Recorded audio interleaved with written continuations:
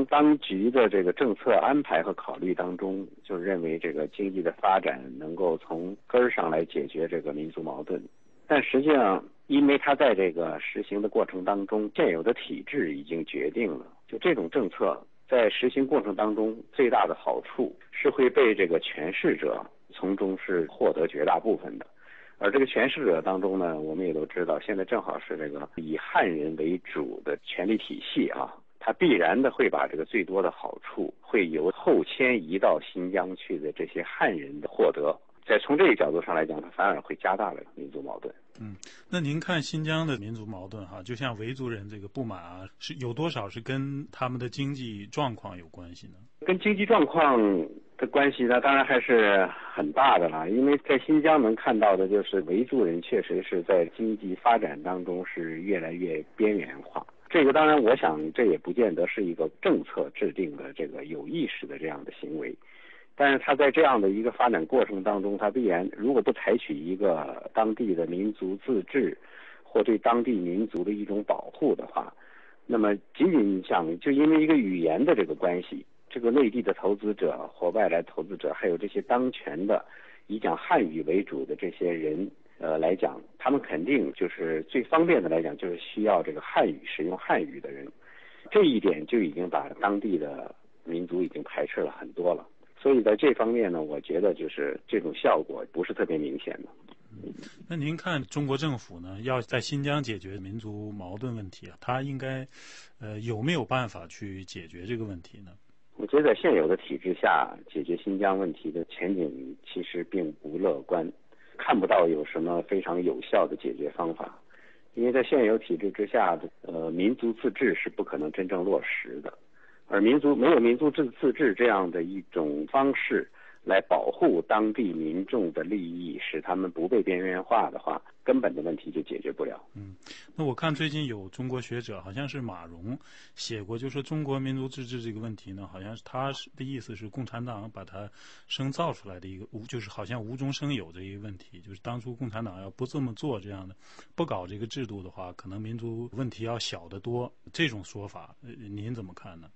这一点我是不太同意的。比如说他举这个美国的例子，就是美国没有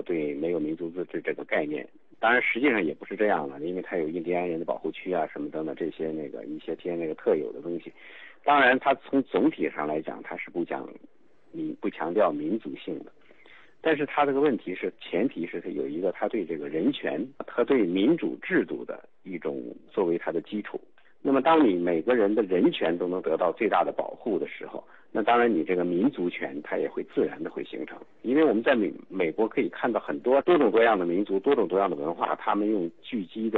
的方式，他们用宗教的结合的方式，或者他们是用政治团体去提出自己诉求的方式，都是非常活跃的。所以在这样的一个不强调民族性的国家里，并不意味着这个民族就消失了，它反而民族是更活跃的。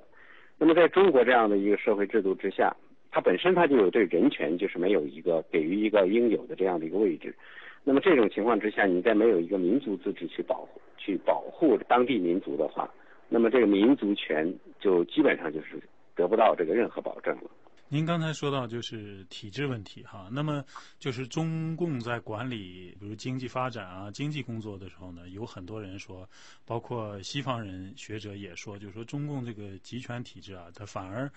把这个经济搞得非常好，就是说它有一定的这个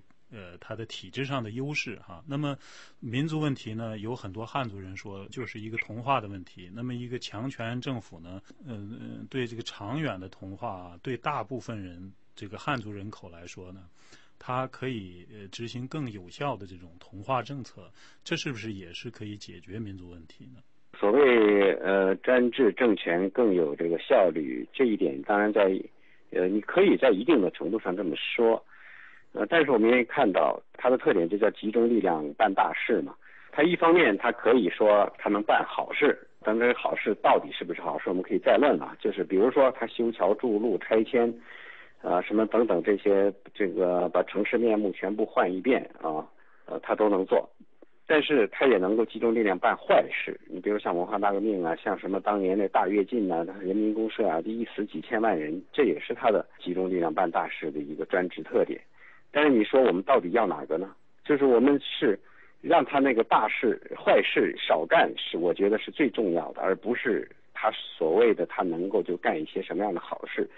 何况这个同化这个概念是不是一个好的，是不是应该的？而且我们先不谈这个价值判断，就是说它到底能不能够实现，也是存在着很大的问题的。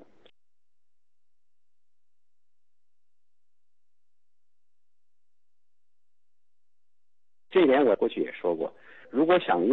同化新疆当地民族的话，那么唯一的方式就是大量的移民。可是新疆本身的自然条件、资源，